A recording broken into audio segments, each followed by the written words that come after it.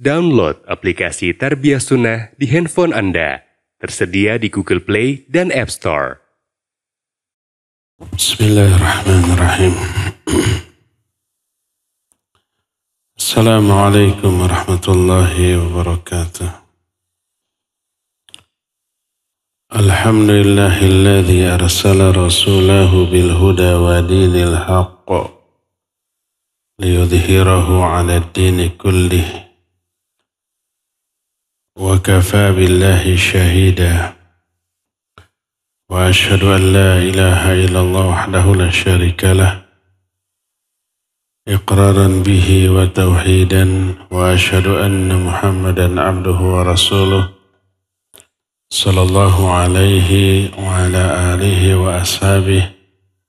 Wa sallama tasliman mazida wa ba'd.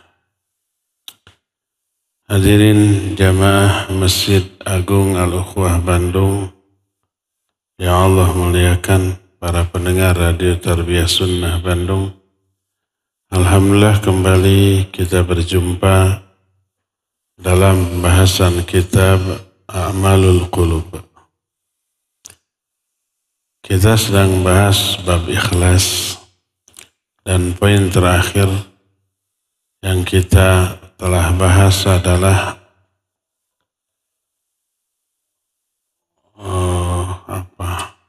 buah manis dari keikhlasan. Sekarang kita masuki kiat meraih keikhlasan. Setelah kita tahu bahwa ikhlas itu berat, sangat sulit bagi jiwa. Jangankan untuk level kita, para ulama seperti Imam Sufyan Ats-Tsauri pun menyatakan, ma'alajtu syai'an asyadda alayya min niyati. Tidak pernah aku mengobati sesuatu yang lebih berat dibanding mengobati niatku, meluruskan niatku. Oleh karena itulah maka kita harus berupaya mengetahui bagaimana caranya agar kita mampu mengikhlaskan niat dan membersihkan hati. Ada beberapa poin yang diterangkan oleh para ulama dalam bab ini. Cara yang pertama adalah ayasta'ina billahi azza wa jalla ala tahqiqih. Pertama dengan memohon pertolongan kepada Allah untuk bisa meraih keikhlasan. Kenapa demikian? Karena ikhlas itu amalan hati. Dan hati kita sepenuhnya ada di tangan Allah. Allah berfirman, Rasul SAW bersabda dalam salah satu hadis yang sahih riwayat Imam Muslim, anna quluba bani Adam baina usbu'ain min asabir rahman kaqalbir rajulin wahid yuqallibu kaifa yasha. Sesungguhnya seluruh hati Bani Adam berada di antara dua jari dari jari-jari Allah, seperti satu hati. Lalu Allah bolak-balikan itu hati sekehendak Allah. Termasuk diikhlaskan atau tidak hati kita, dibersihkan atau tidak hati kita, itu Allah Azza wa Jalla yang mengatur. Oleh karena itu berdoalah, minta kepada Allah agar kita dijauhkan dari syirik, riya, ujub, sum'ah, takabur, dan dianugerahkan keikhlasan dalam setiap amalan. Ada banyak doa yang disampaikan atau diajarkan oleh Rasul SAW. Di antaranya Allahumma ya muqallibal qulub, tsabbit qalbi ala dinik. Allahumma ya musarrifal qulub, sarrif qalbi ala ta'atik.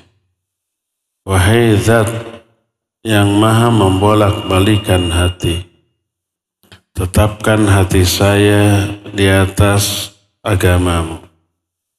Wahai zat yang suka merubah-rubah hati, tetapkan hati saya di atas ketaatan kepadamu. Sebuah hadis yang diriwayatkan oleh Imam Ahmad dalam kitab Musnadnya dari Abu Hasan Al-Asy'ari radhiyallahu an, diterima dari beberapa sahabat selain Abu Musa, juga Abu Bakar As-Siddiq, juga Aisyah. Berkata Rasul sallallahu alaihi wasallam, ya ayyuhan nas ittaqu hadza syirka fa innahu akhfa min dabibin namal. Wahai manusia, takutlah kalian dari syirik ini, karena ini lebih samar daripada semut hitam yang merayap di atas batu hitam. Faqala lahu man sya'allahu an yaqul, maka berkatalah seorang sahabat, wa kaifa nattaqi wa huwa akhfa min dabibin naml ya Rasulullah. Bagaimana cara kita menghindari syirik ini, padahal dia lebih samar daripada merayapnya semut hitam di atas batu yang hitam, wahai Rasulullah. Faqala, maka berkata Rasulullah SAW, qulu, ucapkan doa berikut oleh kalian. Allahumma inna na'udzubika min an nusyrika bika syai'a wa na'lamuhu wa nastaghfiruka lima la na'lam. Baca doa ini, ya Allah, Allahumma ya Allah, inna sesungguhnya kami, na'udzubika kami berlindung kepada Engkau, min an nusyrika bika syai'an na'lamuhu, berlindung dari menyekutukan Engkau dengan sesuatu yang kami ketahui, wa nastaghfiruka lima la na'lamu, dan kami minta ampunan kepadamu dari syirik-syirik yang tidak kami ketahui. Minta agar hati kita, jiwa kita dibersihkan, disucikan dari beragam kotoran-kotoran penyakit hati. Di antaranya doa yang masyhur, Nabi SAW bersabda, Allahumma inni a'udzubika minal hammi wal hazan wal azzi wal kasal wal bukhli wal jubni wal harami wa adzabil qabr. Allahumma ati nafsi taqwaha wa zakkiha anta khairu man zakkaha anta waliyuha wa maulaha. Nabi SAW mengajarkan doa ini, ya Allah, sungguhnya aku berlindung kepada Engkau dari keresahan dan kesedihan. Terus wal azzi wal bukhli, dari kelemahan dan kebakhilan. Terus wal kasali, dari kemalasan. Wal harami wa adzabil qabr, dari kepikunan dan dari azab kubur. Allahumma ati nafsi taqwaha, ya Allah, berikan ketakwaan kepada hatiku, kepada jiwaku. Anta khairu man zakkaha wa zakkiha, dan sucikan jiwaku. Anta khairu man zakkaha, Engkaulah sebaik-baik pensuci jiwa. Dan seterusnya. Berkata Al-Junaid, Sami'tu as-Sarri yaqul, Aku mendengar As-Sarri, seorang ulama. Beliau ahli tazkiyatun nufus. Dia berkata, khafitu alaya illatun 30 sanah. Ada satu penyakit tersembunyi dalam hatiku selama 30 tahun. 30 tahun itu dia tidak tahu bahwa dia mengidap penyakit ini. Dan penyakit itu riya. Tapi dia tidak sadar bahwa dia ada riya. Itu selama 30 tahun.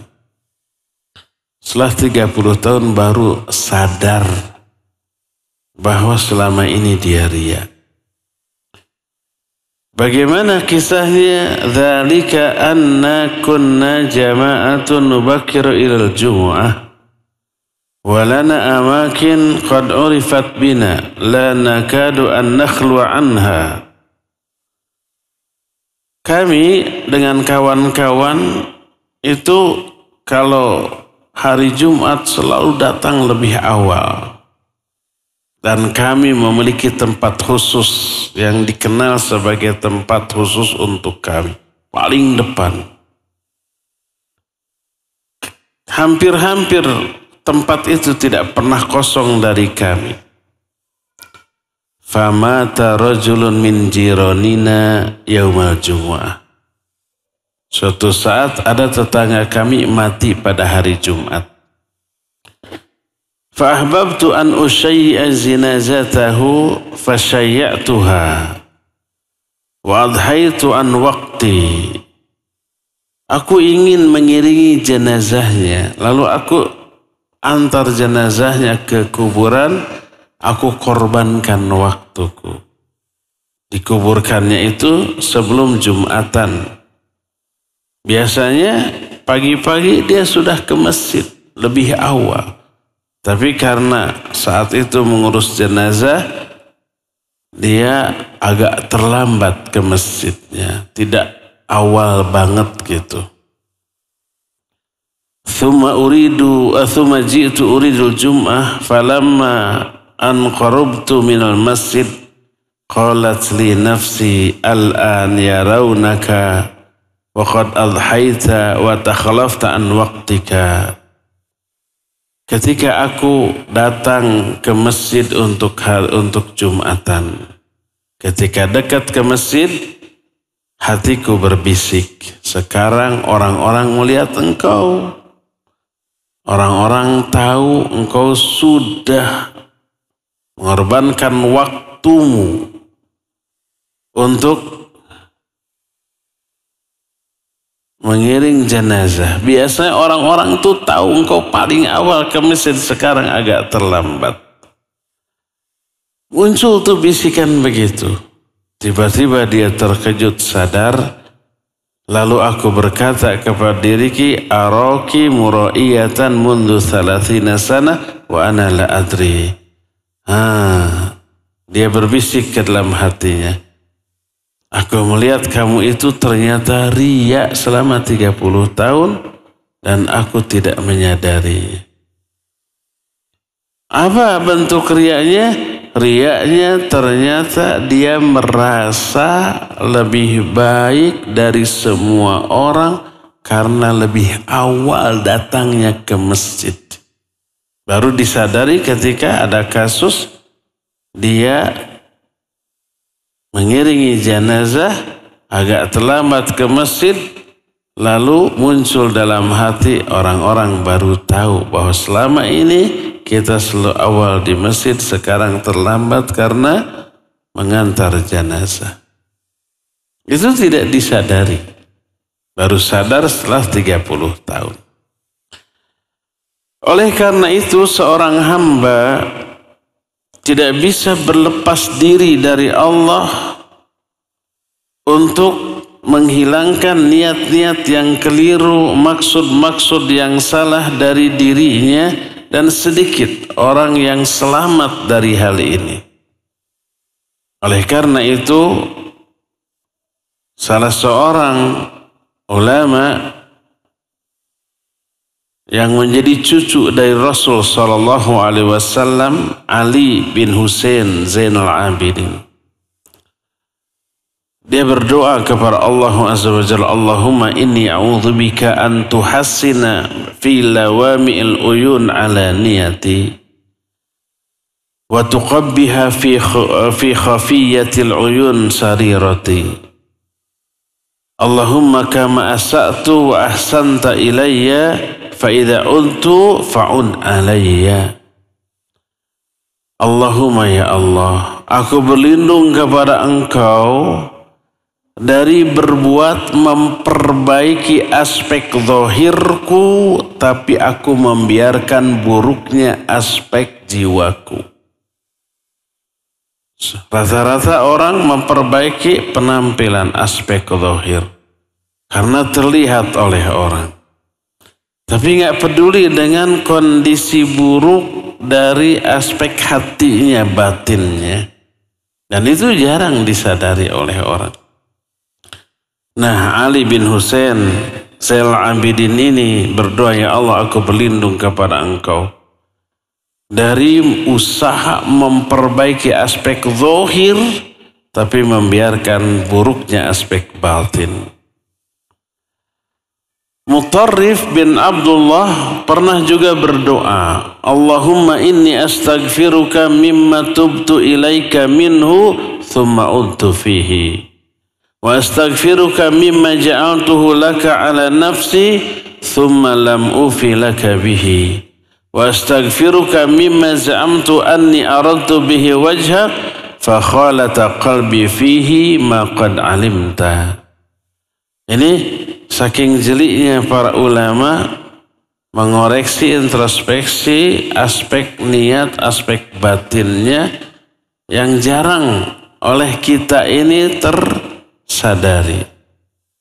Ini doanya, perhatikan. Mutarrif bin Abdullah menyatakan, ya Allah, aku meminta ampunan kepadamu dari dosa-dosa yang telah aku taubati, tapi kemudian aku kembali kepada dosa itu. Pertama. Kedua, ya Allah, aku meminta ampunan kepadamu dari janji yang aku ungkapkan kepadamu, tapi aku tidak menunaikannya. Ketiga, aku minta ampun kepadamu dari amalan-amalan yang aku sangka ikhlas demi wajahmu, tetapi menurut ilmumu ternyata tercampuri oleh riya. Kadang atau seringkali kita merasa ikhlas, tapi padahal menurut Allah belum ikhlas.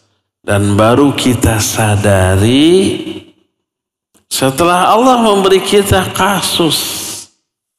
Seperti mungkin selama ini kita terlibat dalam dunia dakwah. Apapun peran kita. Saya umpamanya sebagai da'i, sebagai ustaz.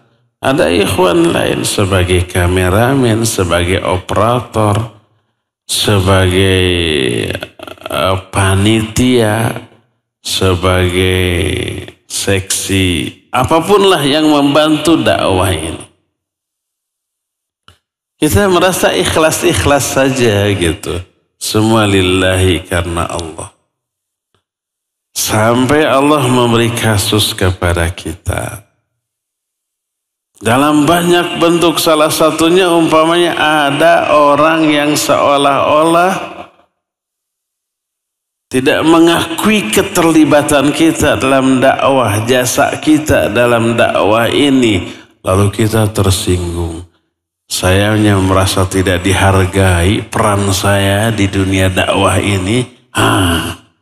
Oh, ternyata keterlibatan kita dalam dakwah ini masih mengharapkan pengakuan orang, apresiasi orang, penghargaan orang. Makanya ketika ada orang yang tidak menghargai usaha kita, tersinggung berat, sakit hati. Bukan lillahi ta'ala, biarkan orang mau menghargai, mau mengakui keterlibatan kita atau tidak, nggak peduli. Yang kita lakukan lillah. ingin dibalasnya oleh Allah Azza wa Jalla, ingin dinilai, ingin diakui oleh Allah Subhanahu wa Ta'ala, bukan oleh orang. Baru sadar, oh iya, kita masih mengharapkan pengakuan dan penghargaan orang atas kiprah kita dalam beramal soleh. Oleh karena itulah maka langkah pertama agar kita ini bisa ikhlas dalam setiap amalan, berdoa kepada Allah Subhanahu wa Ta'ala. Isi doanya dua. Pertama, minta disucikan jiwa, minta diikhlaskan dalam meniatkan seluruh amalan. Yang kedua, berlindung kepada Allah dari syirik besar termasuk syirik kecil. Syirik kecil contohnya tadi riya, ujub, sum'ah, takabur dan yang sejenisnya. Termasuk syirik kecil adalah meniatkan amalan untuk kepentingan-kepentingan dunia. Kepentingan dunia itu bukan sekedar pujian orang, pengakuan orang, apresiasi orang, sanjungan orang, enggak. Tapi termasuk diniatkan untuk meraih harta, jabatan, kekuasaan, pangkat, ataupun sejenisnya ya. Inilah yang pertama. Minta bantuan dengan berdoa kepada Allah Azza wa Jalla. Kiat yang kedua untuk meraih keikhlasan adalah ayyu'ambida qalbahu wa jawarihahu lillahi azza wa jalla. Yaitu menundukkan hati dan seluruh anggota badan hanya beribadah kepada Allah. Hati niatkan untuk meraih apa saja yang ada di sisi Allah, yang dijanjikan oleh Allah. Apa saja? Banyak. Ridhonya, pahalanya, ampunannya, rahmatnya, cinta kasih sayangnya, surganya, pelindungannya dari api neraka. Pokoknya yang menjadi kuasa Allah. Dan Allah janjikan kepada hamba-hambanya yang beramal, maka boleh kita tujukan niat amal kita untuk memperoleh apa-apa yang ada di sisi Allah Azza wa Jalla. Berkata Imam Ibn Qayyim rahimahullah, kata beliau, فهذا القلب لابد أن يملأ بالإرادة والخواطر ولابد له من أحد يتوجه إليه فإما أن يتوجه إلى الله عز وجل وإما أن يتوجه إلى المخلوقين. Hati ini pasti dipenuhi oleh keinginan dan pikiran, oleh cita-cita, oleh obsesi, itu pasti itu.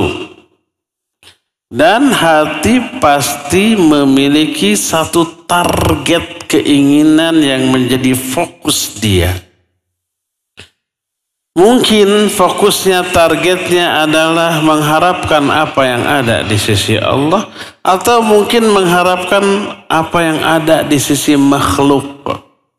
Mengharapkan pujiannya, sanjungannya, pengakuannya, uangnya, jabatannya, kekuasaannya, atau yang sejenisnya.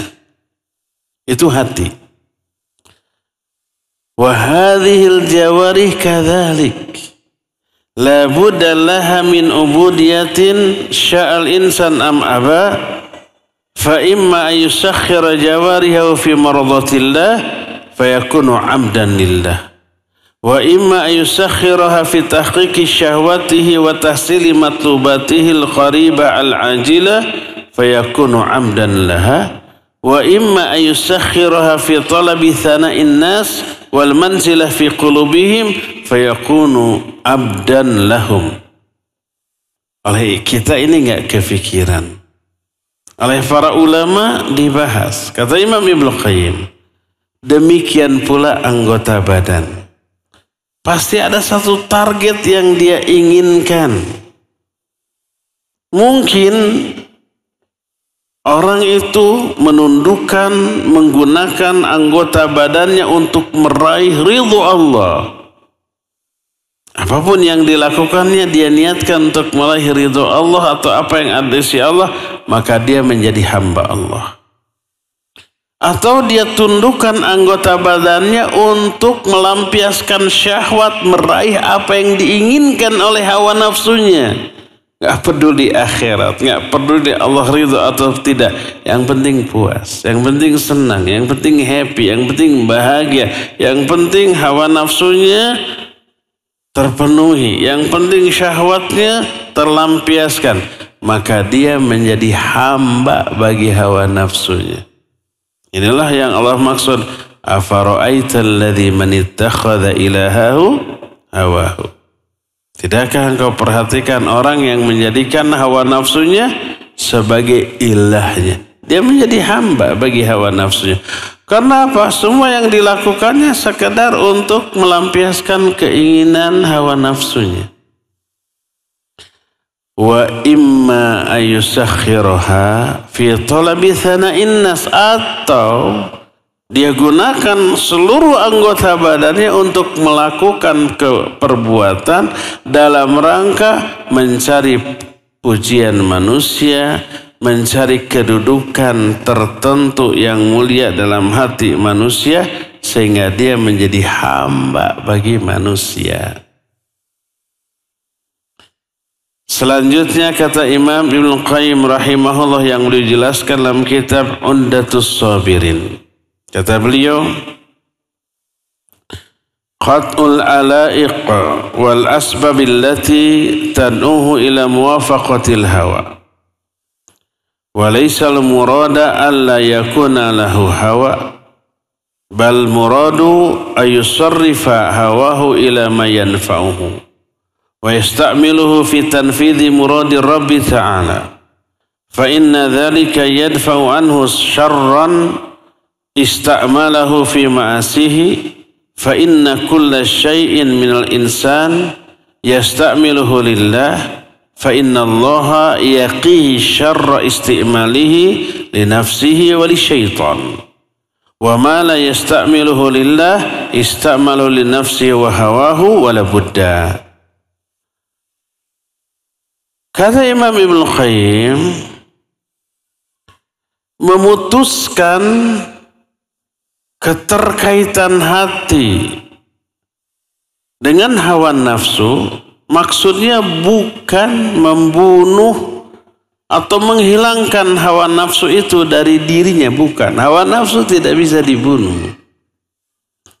Bal muradu, tapi yang dimaksud adalah ayusarrifa hawahu ila ma yanfa'u. Dia tundukkan hawa nafsunya sehingga dia melakukan hal yang bermanfaat. Seluruh anggota badannya dia gunakan untuk melaksanakan perintah Allah Azza wa Jalla. Karena dengan cara seperti itu, seluruh anggota badannya akan terjaga dari perbuatan buruk dan maksiat. Kalau seseorang menggunakan seluruh anggota badannya lillah, karena Allah, untuk meraih ridha Allah, Allah akan menjaga dia dari keburukan hawa nafsunya dan keburukan bisikan syaitan. Allah jaga. Inilah yang dimaksud dengan innallaha ma'as sabirin, innallaha ma'al muttaqin, innallaha ma'al muhsinin. Allah menyertai orang-orang yang beriman, orang bertakwa, orang yang sabar, orang yang berbuat kebaikan. Makna menyertai di sini melindungi, menjaga dari keburukan. Orang ini fardu kalaku sunnah kalampa, perintah Allah dilaksanakan, yang wajib yang sunnah juga dikerjakan. Yang haram, yang makruh dijauhi. Coba lihat. Allah menyatakan, فَإِذَا أَحْبَبْتُهُ, kalau aku sudah mencintai hamba yang seperti itu, kuntu sam'ahu alladhi yasma'u bih, wa basarahu alladhi yubsiru bih, wa yadahu allati yabtishu biha, wa rijlahu allati yamshi biha. Kalau aku sudah mencintai seorang hamba yang seperti itu, aku akan menjadi pendengarannya yang dengannya lah dia akan mendengar. Aku akan menjadi penglihatannya, dengannya lah dia akan melihat. Aku akan menjadi kedua tangan yang dengannya lah dia bertindak. Aku akan menjadi kedua kakinya yang dengannya lah dia akan melangkah. Apa maknanya? Imam An-Nawawi, hadis ini riwayat Imam Bukhari dalam kitab sahihnya. Para ulama menyatakan hafidhuhu ala sam'ihi wa ala basarihi wa ala kulli aqwalihi wa af'alihi an maharimillah. Allah akan jaga dia, Allah akan jaga pendengarannya, penglihatannya, ucapannya, tindakannya, bahkan fikirannya dari semua yang Allah haramkan. Allah jaga karena orang itu sudah menggunakan seluruh anggota badannya, indranya untuk mentaati Allah Subhanahu wa ta'ala. Sebaliknya, wa ma la yasta'miluhu lillah, siapa orang yang menggunakan seluruh indranya, anggota badannya bukan untuk Allah, ista'malahu li nafsihi wa hawahu wala budda, pasti dia akan menggunakan untuk hawa nafsunya dan syahwatnya. Kalau bukan untuk Allah, bukan untuk meraih ridha Allah, pahala dari Allah, rahmat cinta dari Allah, pasti dia gunakan untuk kepentingan hawa nafsunya. Ini mau tidak mau. Itu ada dua kemungkinan seperti tadi. Lalu diberikan contoh oleh Imam Ibnu Qayyim. Fal ilmu illam yakun lillah kana linnafsi wal hawa. Ilmu, kalau orang mempelajari ilmu bukan untuk Allah, bukan karena Allah, maka pasti karena hawa nafsu dan syahwatnya. Nanti ilmunya itu dia gunakan, dia niatkan untuk kepentingan dunia. Dosa besar. Nabi SAW menyatakan, man ta'allama ilman mimma yubtaghu bihi wajhullahi azza wa jalla, la yata'allamu illa liyusiba bihi arada minad dunya lam yajid arfal jannah yaumal qiyamah. Siapa orang yang mempelajari satu ilmu yang harus dipelajari untuk meraih wajah Allah, seperti ilmu syar'i, ilmu agama, tapi tidaklah dia mempelajari ilmu itu kecuali untuk meraih kepentingan dunia, baik uang atau kekuasaan atau jabatan, pangkat atau sanjungan orang, lam yajid arfal jannah, dia tidak akan bisa mencium baunya surga pada hari kiamat nanti. Itu berarti untuk hawa nafsu dan syahwatnya. Wal amalu illam yakun lillah kana lirya wan nifaq. Amal, kalau amal tidak diniatkan untuk Allah, mungkin riya dan munafik. Wal mal illam yunfiq fi ta'atillah unfiqa fi ta'ati syaitan wal hawa. Harta, kalau umpamanya tidak diniatkan untuk mentaati Allah, pasti akan dia belanjakan untuk memenuhi hawa nafsu dan bisikan setan. Zakat, infak, sedekahnya nggak keluar, tidak dipakai untuk membantu orang, untuk haji, untuk umrah, walaupun sudah mencukupi, lebih dia pilih untuk memuaskan hawa nafsunya. Wal jah, demikian juga jah, kedudukan, pangkat, jabatan atau kekuasaan, illam yasta'milhu lillah ista'malahu sahibu fi hawa wa hududihi. Kalau kekuasaan tidak digunakan lillah, tidak digunakan untuk meraih ridha Allah, pasti akan digunakan untuk meraih kesenangan hawa nafsunya. Dia zalim, dia korupsi, dia zalim, dia babat orang-orang yang tidak suka kepadanya, dia makmurkan orang-orang yang mendukungnya, Dan itulah yang terjadi. Inilah penjelasan Imam Ibnu Qayyim rahimahullahu ta'ala dalam kitab yang berjudul Undatus Sabirin. Oleh karena itulah maka agar kita bisa meraih keikhlasan, maka niatkan hati, fokuskan baik hati, anggota badan hanya untuk menjadi hamba Allah subhanahu wa ta'ala. Maknanya hati hanya diniatkan dalam melakukan amalan untuk meraih apa-apa yang ada di sisi Allah, dan seluruh anggota badan juga hanya digunakan untuk melaksanakan perintah Allah, menjauhi larangannya. Maka baik hati atau anggota badan menjadi hamba bagi Allah. Bukan hamba bagi hawa nafsunya, bukan hamba bagi manusia. Hamba bagi hawa nafsunya yaitu orang yang hatinya dan anggota badan digunakan untuk meraih kesenangan pribadi, melampiaskan syahwatnya. Dan orang yang menjadi hamba manusia yaitu meniatkan amalan dan menggunakan seluruh indera dan anggota badan untuk meraih pengakuan dari manusia. Dia menjadi hamba manusia. Padahal hakikatnya dia hamba Allah. Dia menjadi hamba bagi hawa nafsunya. Padahal hakikatnya hamba Allah. Kalau kita ingin menjadi hamba Allah sejati, maka jadikan hati kita, anggota badan kita menjadi hamba Allah. Itu hati kita niatkan untuk meraih apa yang ada di sisi Allah, dan seluruh anggota badan kita, indera kita gunakan untuk mentaati Allah dan menjauhi semua larangannya. Dengan ini keikhlasan insya Allah teraih. Inilah kiat yang kedua. Kiat yang ketiga, ini kiat bahasa Indonesia bukan bahasa Sundanya. Ayyata'arrafa ala ma yudadul ikhlas min afatil qulub kal ujub warriya wassum'ah yataharraza minhu.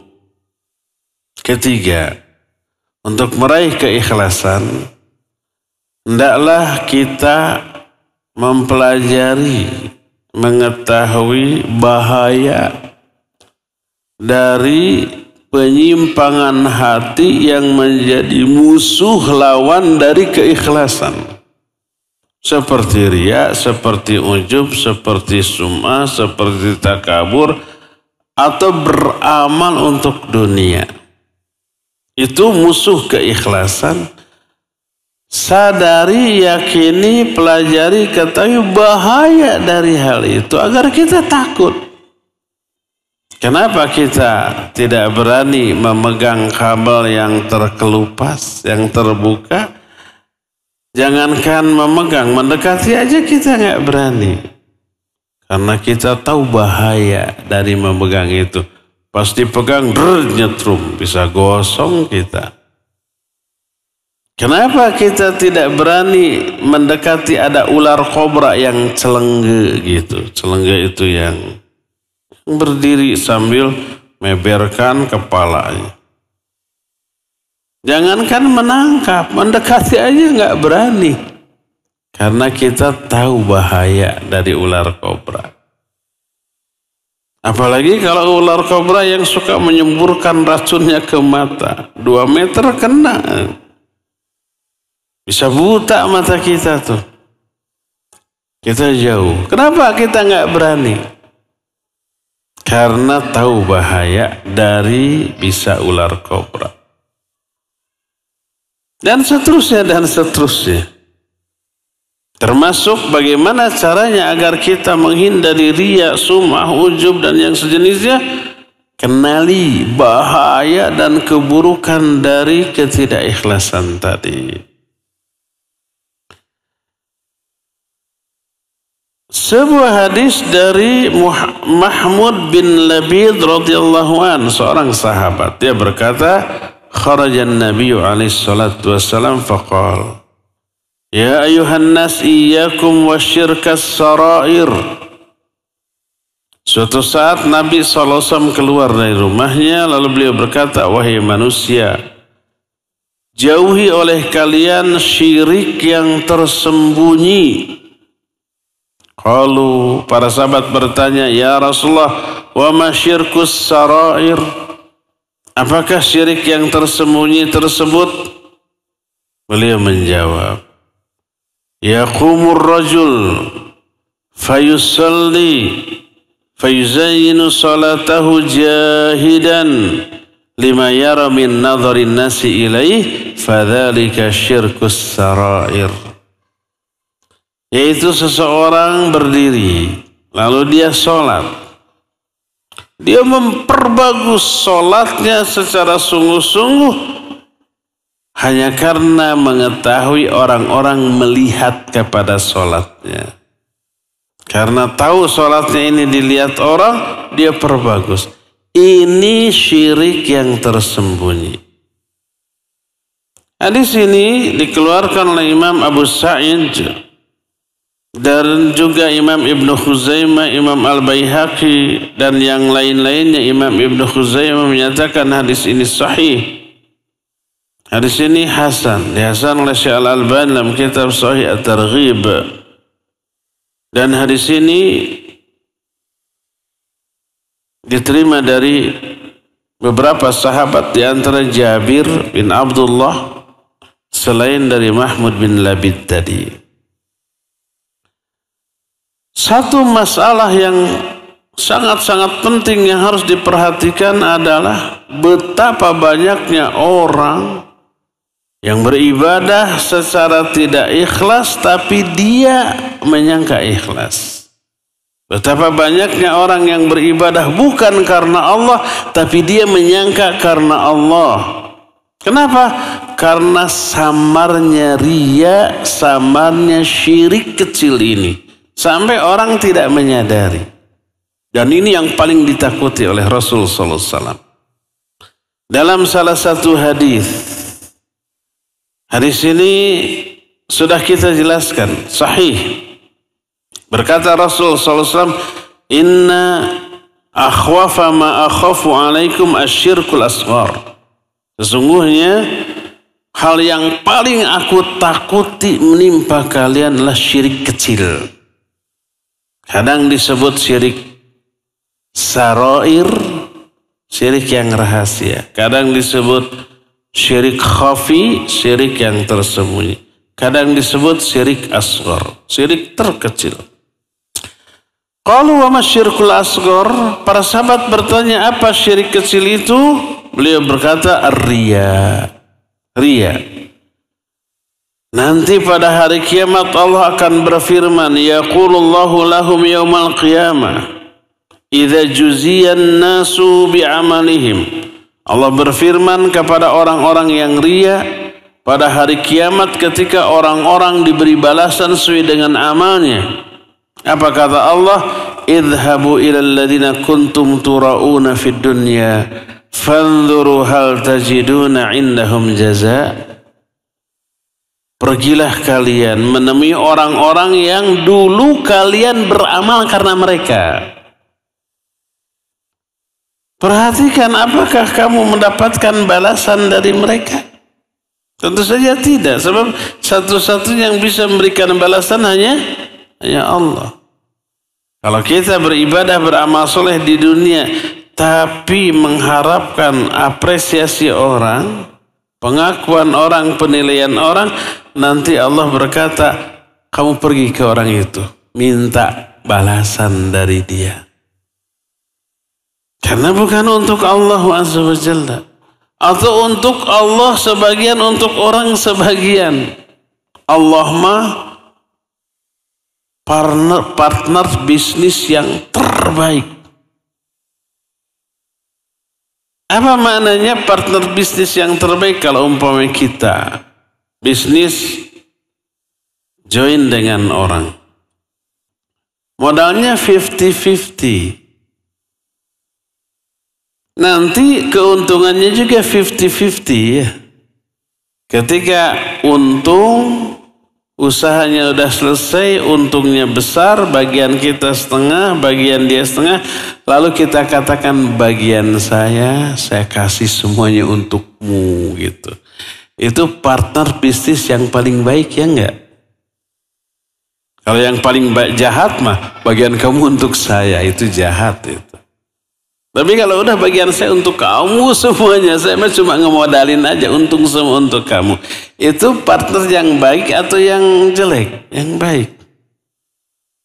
Allah itu partner bisnis yang paling baik dalam hal ibadah. Mananya, kalau ada orang melakukan ibadah amal soleh, niatnya dibagi dua, separuh untuk Allah, separuh untuk makhluk. Maka kata Allah, silakan semua ibadahmu untuk makhluk. Aku, kata orang Sunda mah, mual karo'oh kuno kitu patut. Ini susah diterjemahkan. Mual karo'oh itu apa? Tidak karo'oh dengan hal itu. Tidak kepenginlah sok untuk sana. Allah berfirman, ana agna syuraka anisyirki. Faman amila amalan asyraka fihi ma'i ghairi taraktuhu wa syirkahu. Aku ini zat yang paling tidak membutuhkan sekutu, saingan, tandingan. Siapa orang yang melakukan satu amalan yang aku syariatkan, tapi dia membagi dua amalan itu untukku sebagian dan untuk sekutuku, untuk sainganku, maka aku tinggalkan dia, aku tinggalkan amalannya, semuanya dipersilahkan untuk sekutunya. Allah nggak akan ngasih apresiasi atau balasan. Makanya orang yang ketika ibadah atau amal soleh riya, di akhirat kata Allah, kamu pergi tuh ke orang-orang yang dahulu kamu beribadah karena mereka minta balasan dari mereka. Sudah kita ketahui bahwa jenis syirik lebih besar dosanya daripada dosa besar. Karena syirik ini kejahatan kepada Allah walaupun syirik kecil. Syirik kecil itu riya, sum'ah, itu ujub, itu syirik kecil. Kejahatannya kepada Allah. Membagi dua amalan, niat amalan. Padahal semuanya harus untuk Allah. Kita milik Allah, dikasih hidayah oleh Allah, dikasih kesehatan oleh Allah, dikasih rizki oleh Allah, dikasih waktu luang oleh Allah. Digunakan bukan hanya untuk Allah, dibagi dua dengan yang lain. Ya murkalah Allah subhanahu wa ta'ala. Jadi kejahatannya kepada Allah, bukan kepada sesama manusia. Maka sekecil-kecil syirik dosanya lebih besar daripada dosa besar. Berkata Imam Ibn Rajab Al-Hambali rahimahullah, beliau jelaskan dalam sebuah kitab, ini kitab bagus, bikin kita tergetar, ingin suatu saat kita bahas. Judulnya At-Takhwifu Minan Nar. At-Takhwif itu memberi rasa takut dalam hati kepada neraka. Berkata Imam Ibn Rajab, wa innama zada adzabu ahli riya ala sairil usad lianna riya huwa syirkul asghar. Wadhunubul muta'alliqah bisyirk a'zami minal muta'alliqah bi ghairihi. Hanyalah azab untuk orang yang riya itu lebih dahsyat daripada umumnya dosa besar. Karena riya adalah syirik kecil.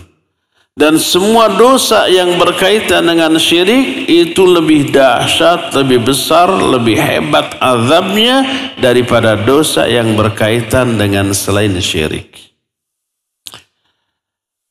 Seorang hamba apabila ingin selamat dari riya,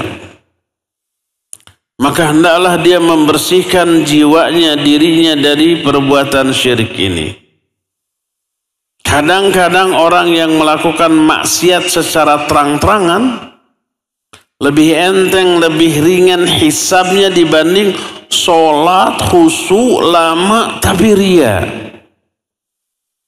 Orang yang pada siang hari makan, minum, sampai kenyang, mungkin lebih baik daripada orang yang saum di musim panas, harinya lebih panjang, tapi riya dengan saumnya.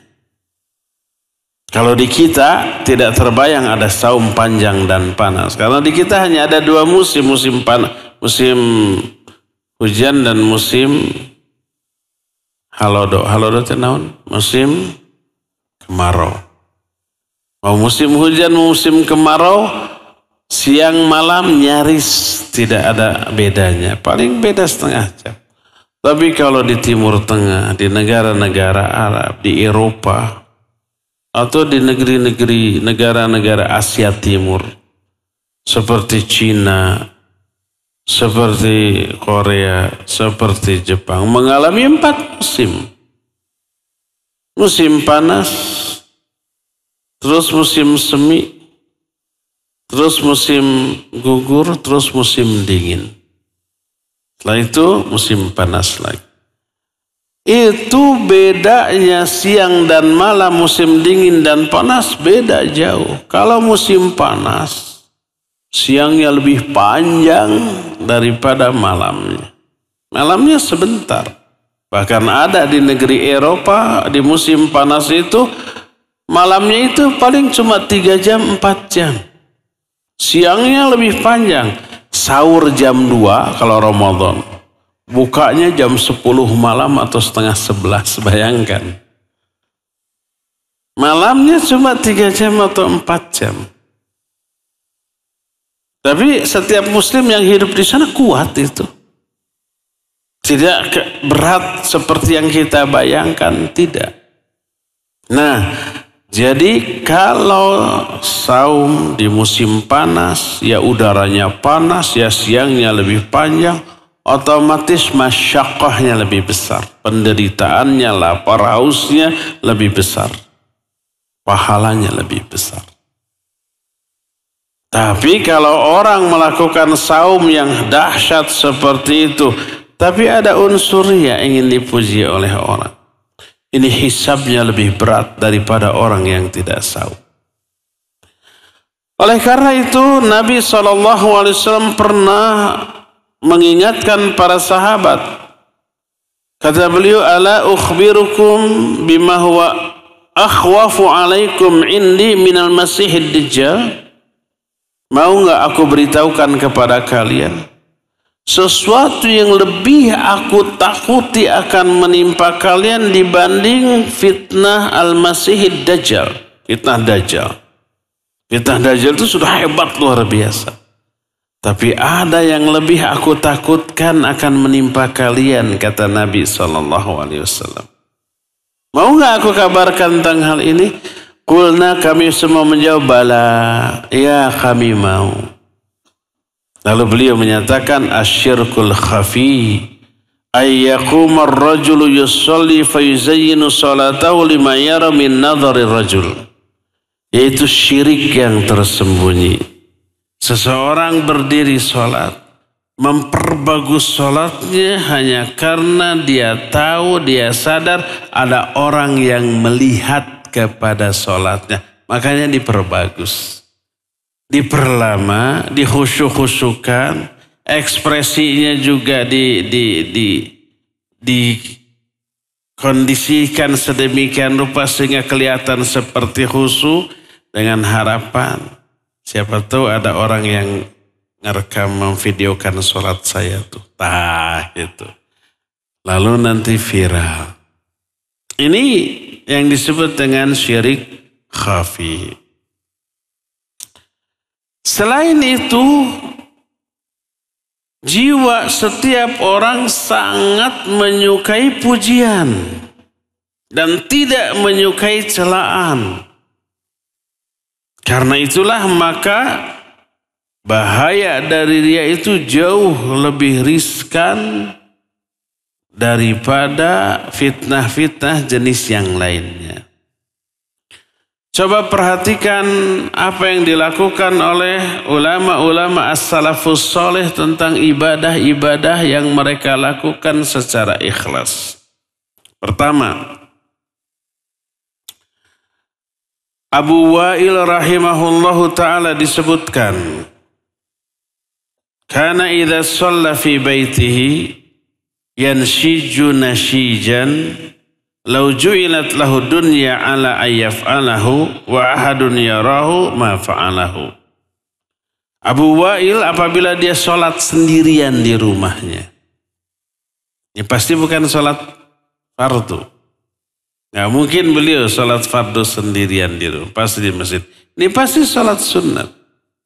Mungkin rawatib atau yang memungkinkan adalah tahajud. Kalau dia sholat sendirian di rumahnya, beliau merintih dengan rintihan yang memelas. Terdengar suaranya. Tapi apabila dia menyadari ada orang yang melihatnya, dia tidak pernah melakukan itu. Tidak pernah memperdengarkan rintihannya. Ini untuk menjaga apa? Keikhlasan. Hammad bin Zaid dia berkata, kana Ayyub rubbama haddatsal hadits fayariqu fayaltafitu fayatamakhatu fayaqul ma ashaddu zuqqam. Ayyub seorang ahli hadis. Apabila beliau menyampaikan hadis, lalu hatinya tersentuh oleh hadis ini. Banyak hadis yang membuat orang yang hatinya ini bersih gitu ya, bisa menangis, bisa bergetar takut. Kita pernah bahas Abu Hurairah radhiyallahu anhu mau menyampaikan hadis sampai pingsan 3 kali. Saking takut dengan isi kandungan hadis ini. Nah ini Ayyub seorang ulama ahli hadis kalau berbicara tentang hadis fayariqu qalbahu. Lalu hatinya itu tersentuh ingin menangis, beliau berpaling. Kemudian pura-pura imtikhat. Imtikhat naonnya? Sesegrok atau batuk atau nyingsring bahasa kitanya. Lalu berkata, ma asyaddu zukkam. Ini flu saya sedang berat ini. Ingsrek-ingsrekan. Ingsrek-ingsrekan itu naonnya. Kalau kita flu lalu ada ingus, kita kan suka apa? Ingsrek-ingsrekan. Itu nggak ada bahasa Indonesia. Nangis pun sama suka ingsrek-ingsrekan, ya enggak? Coba tolong nanti cari dalam kamus ingsrek-ingsrekan bahasa Indonesianya apa. Padahal beliau menangis tapi beliau berpura-pura seolah-olah itu sedang flu. Duh, saya lagi flu berat nih. Atau kadang-kadang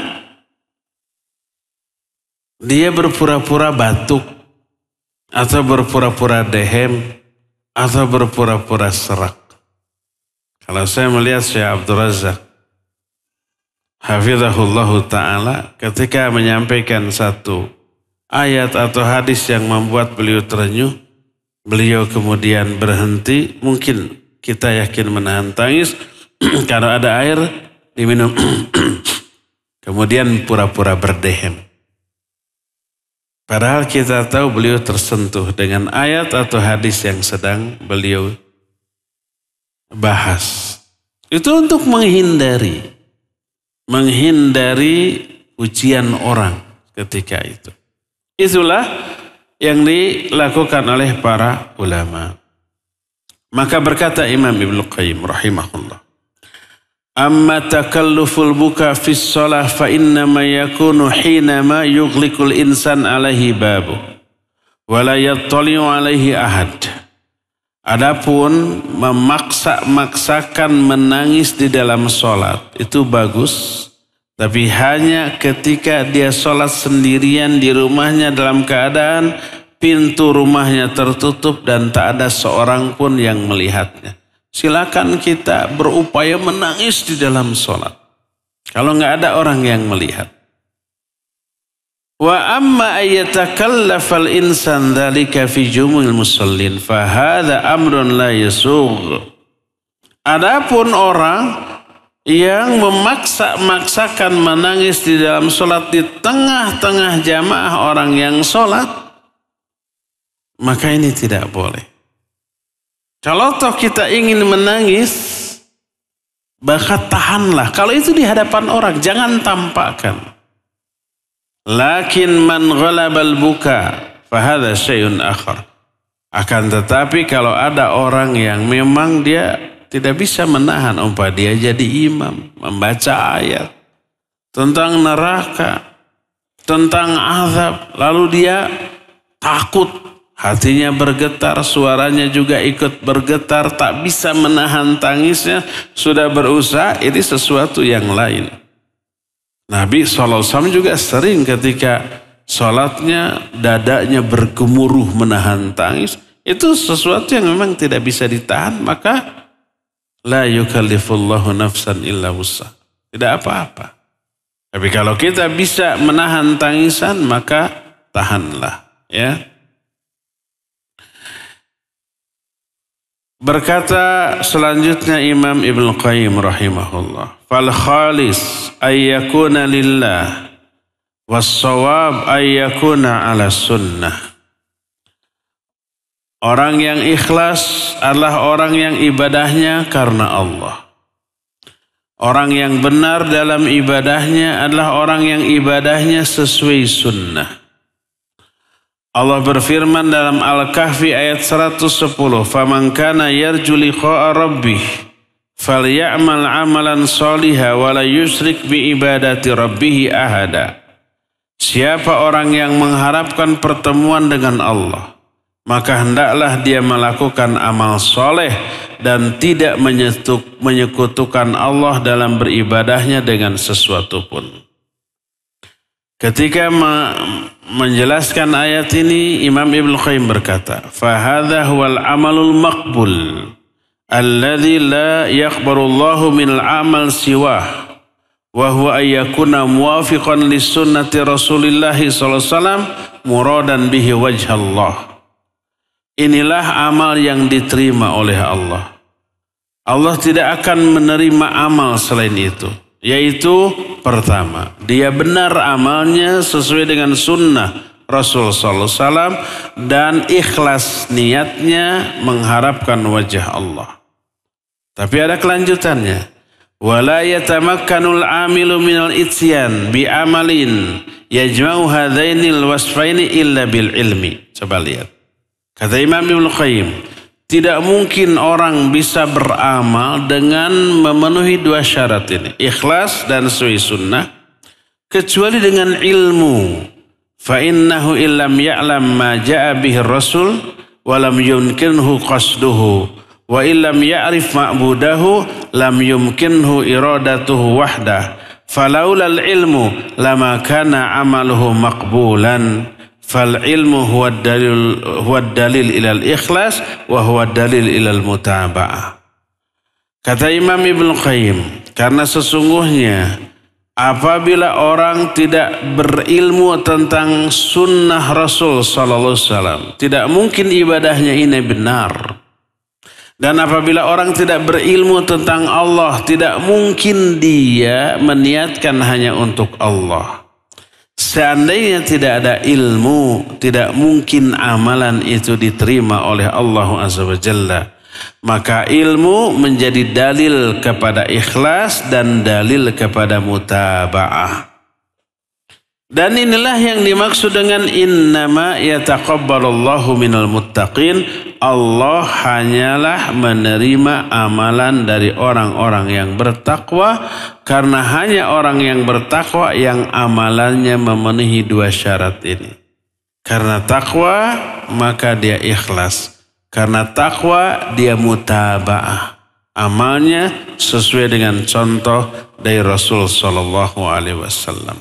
Inilah kiat yang ketiga dalam meraih keikhlasan, yaitu mengetahui bahaya dari ketidakikhlasan. Agar kita menjauhi riya, sum'ah, ujub dan yang sejenisnya dengan sejauh-jauh. Poin keempat dan seterusnya akan kita jelaskan di pertemuan yang akan datang. Semuanya ini dijelaskan ada sampai 12 poin. Cara meraih keikhlasan kita akan bahas nanti. Sekarang cukup sampai di sini dan kita masih punya sisa waktu untuk bertanya jawab. Wa sallallahu ala nabiyina Muhammadin wa ala alihi wa ashabihi wasallam.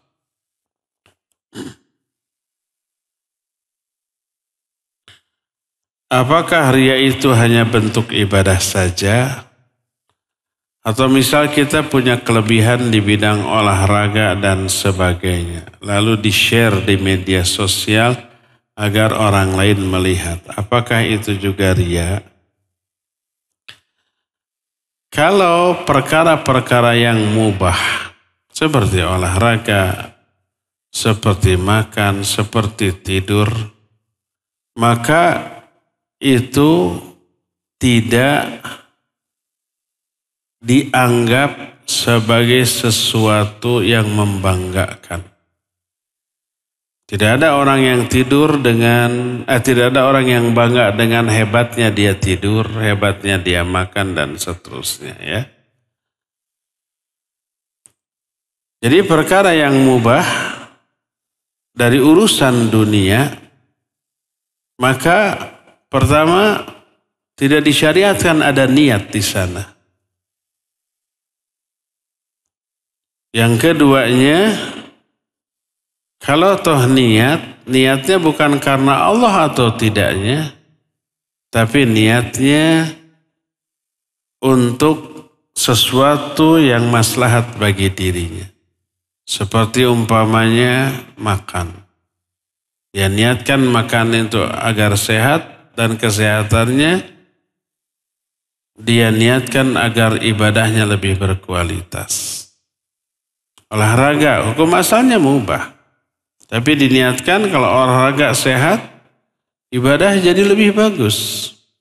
Saum kuat, malam bangun juga bisa berdiri 2 jam tahajud. Kalau baca Al-Quran juga tidak cepat ngantuk. Duduk di majlis taklim 2 jam juga tidak cangkel. Itu efek dari olahraga. Kalau nggak olahraga, baru duduk di majlis taklim 5 menit sudah ngantuk. Baru buka Al-Quran, baru selembar sudah ngantuk. Maka kualitas dari ibadahnya menjadi buruk. Maka dengan olahraga menjadi semakin baik. Lalu kita meniatkan olahraga untuk itu, maka bagus. Ini untuk perkara yang hukum asalnya mubah dari urusan dunia. Adapun kalau perkara agama yang hukum asalnya wajib atau sunnah, ya, maka jelas itu wajib diniatkan dengan niat yang baik.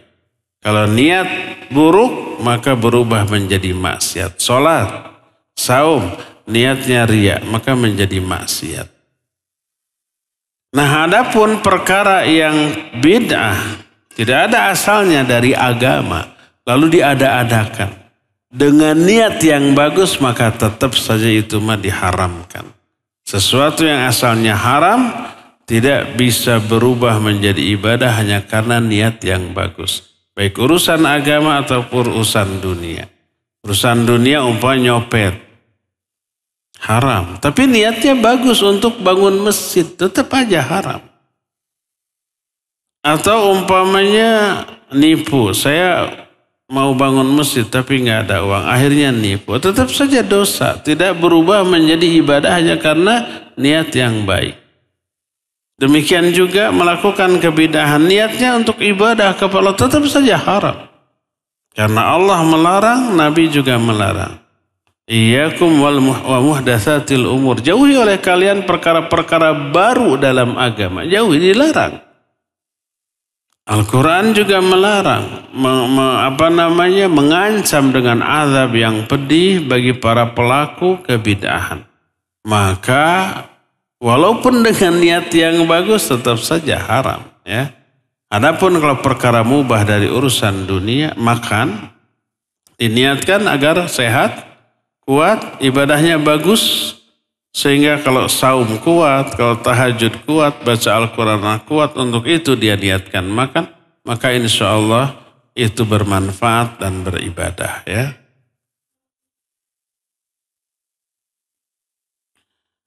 Ana punya rencana untuk jualan mungkinnya. Qadarullah dapat tempat sewanya di bahu jalan. Bagaimana hukumnya berjualan di tempat tersebut? Kalau itu terlarang menurut aturan pemerintah nggak boleh. Bahu jalan itu hak pengguna jalan. Nanti hak orang menjadi terampas. Orang mau jalan terhalang. Jangankan di bahu jalan, kalau di bahu jalan berarti di jalan aspalnya. Di trotoar saja. Itu hak pengguna jalan. Ayo kita bikin kios di sana. Orang mau lewat jadi nggak bisa. Akhirnya orang lewatnya ke jalan. Mengambil hak para pengendara. Kesenggol, ketabrak atau bikin macet. Ya. Kalau menurut aturan pemerintah tidak boleh, jangan.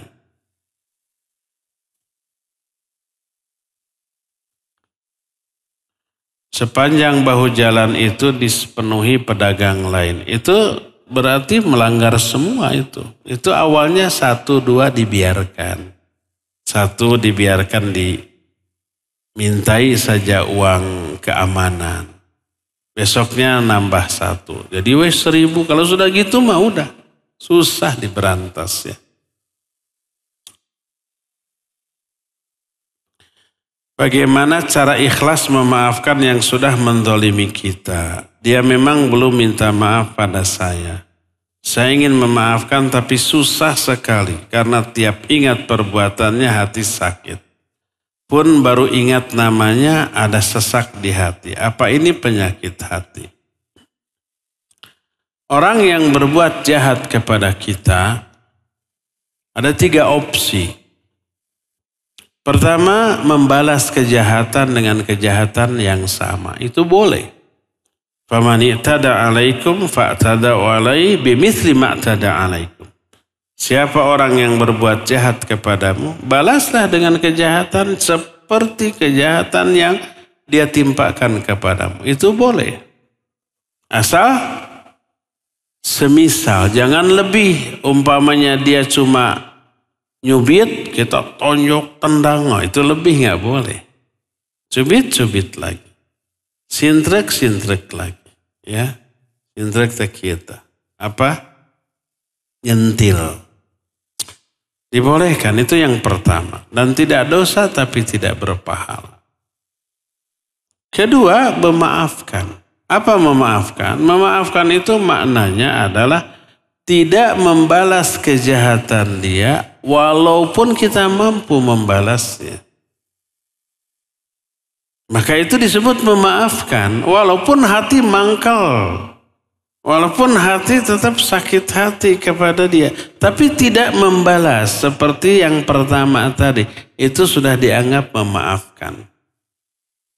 Dan ini bagus. Allah menyatakan khudhil afwa wa'mur bil urfi wa'arid anil jahilin.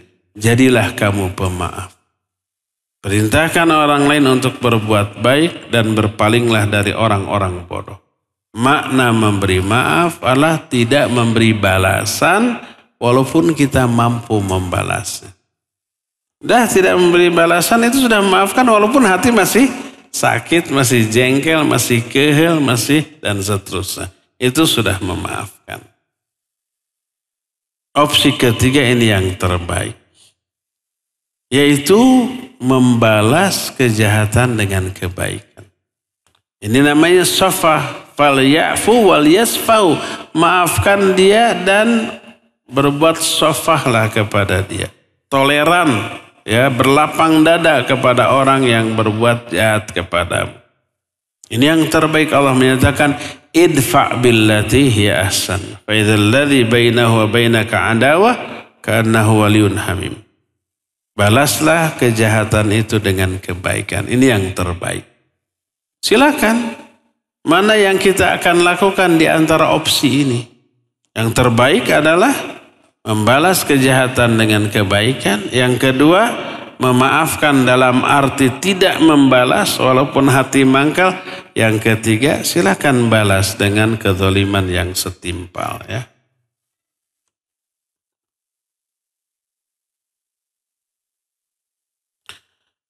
Amal ibadah apa yang harus dilakukan oleh seorang perempuan yang belum menikah dan juga orang tua sudah meninggal, yaitu ibu, agar amalan yang dia lakukan bisa sebanding dengan perempuan yang sudah nikah. Cepat nikah.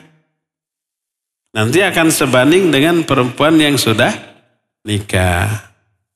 Gampang ya. Yang bisa taat kepada suami dan juga yang punya orang tua. Sehingga dia bisa berbakti kepada ibu agar memudahkan dia masuk surga kelak. Pertama, cara berbakti kepada orang tua yang sudah meninggal adalah pertama, jadilah anak soleh. Anak yang solihah. Itu yang akan membantu ya. Kedua, perbanyak doa untuk orang tua yang sudah meninggal. Sering saya ulang, hafalkan doa sholat jenazah setelah takbir ketiga ya. Allahumma gfirlahu, atau kalau dia perempuan, ibu, Allahumma gfirlaha warhamha wa'afiyah wa'fu anha dan seterusnya. Baca sesering mungkin dalam sholat, di luar sholat. Jangan sekedar sehari cuma 5 kali mendoakan orang tua yang sudah meninggal. Ya, seimbang dengan jasa dan kebaikan orang tua. Sesering mungkin 10 kali, 20 kali dalam sehari semalam ya. Jangan-jangan ada yang sama sekali tidak pernah mendoakan orang tua. Seingatnya pas ingat mendoakan dan ingatnya jarang lagi. Harus ingat terus setiap hari ya. Walaupun sudah puluhan tahun orang tua meninggal, jangan lupakan doa orang tua, doa untuk orang tua ya. Jadi pertama, jadilah anak soleh, solihah. Kedua, doakan orang tua ya. Yang ketiga, banyak-banyaklah membadalkan orang tua untuk melakukan ibadah. Badalkan haji, umroh, infak zakat, infak sedekah atas nama orang tua, silakan ya. Maka insya Allah pahalanya sampai. Segeralah menikah, semoga Allah memberikan jodoh yang baik. Bagaimana hukumnya memberi uang kepada pengamen sedangkan alat musik itu diharamkan? Ya haram, tidak boleh. Tidak boleh membayar amal kemaksiatan. Karena itu akan apa? Akan melanggengkan dia di atas kemaksiatan. Ya. Suatu saat dulu ada Syekh Ali Hasan Al-Athari ke Bandung di Pusdai. Saya mendampingi dari Jakarta. Pas masuk ke Pasteur langsung ada gombrang-gambreng. Beliau bertanya, apa itu? Ya, talab musa'adah. Bil ghina wal musyikah, na'am. Dia minta bantuan, minta bayaran. Lalu iseng-iseng saya nanya, hal nu'tihi ya Syekh? Apa kita beri? Apa dia bilang? Hal tu'inuhu alal ma'siyah? Pada engkau akan membantu dia dalam kemaksiatan? Hasya wa kalla. Sama sekali tidak boleh. Ya. Punten kalau di sini ada pengamen, cepat berhenti. Ya. Lebih baik cari ma'isyah lain. Dagang apalah, dorok-do. Dagang kerupuk jengkol, itu laku tuh insya Allah ya.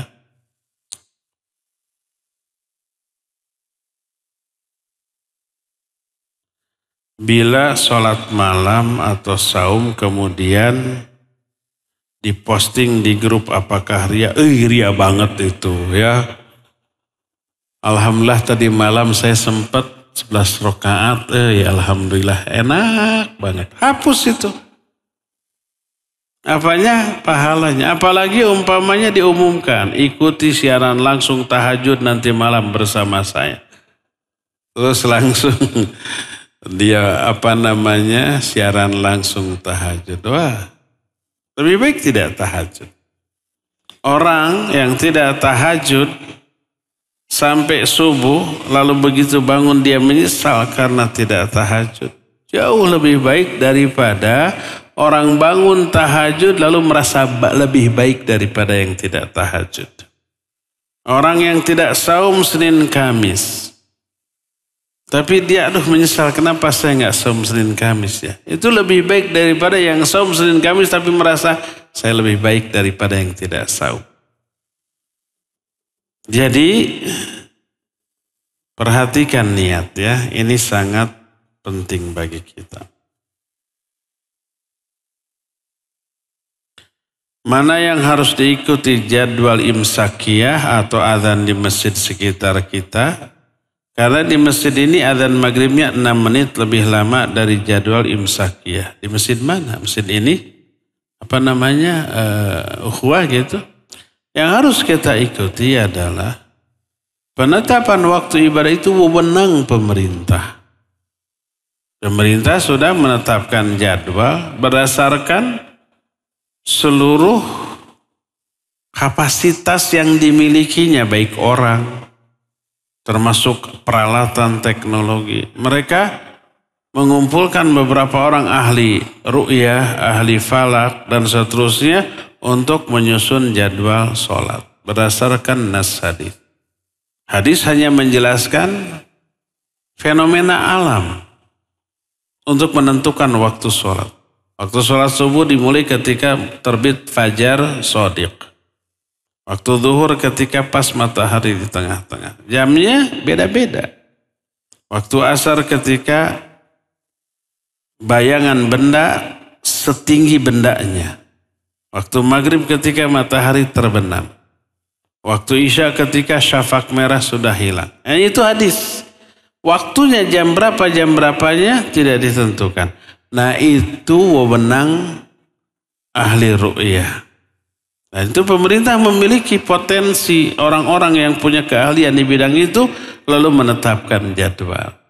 Itu lebih layak untuk diikuti daripada pendapat pribadi atau ormas.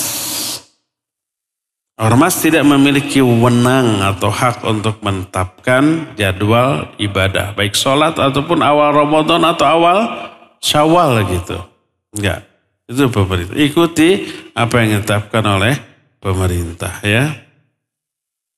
Dalam hal ini Kemenag. Ustadz baca dalam hati ya. Oke.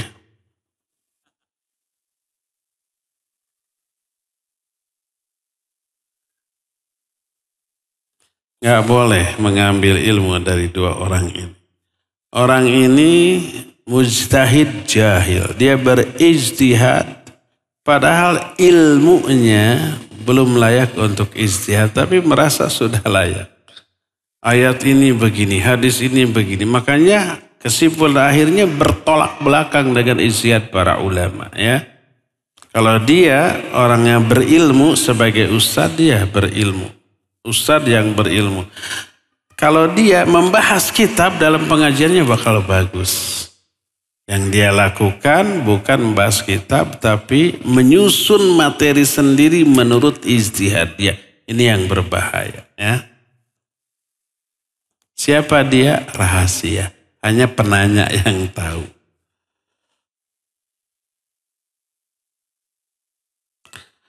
Apa benar berjihad bukan dalam perang saja? Iya, kita sekarang sedang berjihad. Jihad di masa damai pernah kita bahas. Jihadnya kita adalah menuntut ilmu dan dakwah. Itu jihad ketika tidak ada perang. Ya. Apakah berjihad dalam keikhlasan juga ada jihad? Iya, kita sudah jelaskan. Jihad itu ada 13 tingkatan. Termasuk jihad di dalam menuntut ilmu, jihad dalam mengamalkan ilmu, jihad dalam mengajarkan ilmu, dan jihad dalam bersabar ketika menerima risiko dari mendakwahkan ilmu. Itu sudah kita bahas.